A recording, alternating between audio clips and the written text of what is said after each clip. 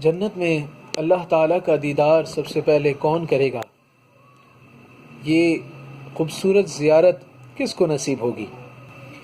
حضرت حسن بصری رحمۃ اللہ تعالی علیہ فرماتے ہیں، سب سے پہلے جو شخص اللہ تبارک و تعالیٰ کا دیدار کرے گا، جو اللہ تعالیٰ کے چہرہ اقدس کی زیارت کرے گا، وہ اندھا ہوگا۔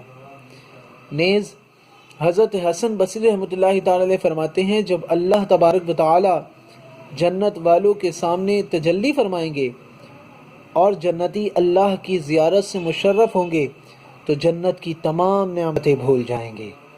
عجب تیری ہے اے محبوب صورت، نظر سے گر گئے سب خوبصورت۔ لہذا ہمارے چینل کو سبسکرائب کریں۔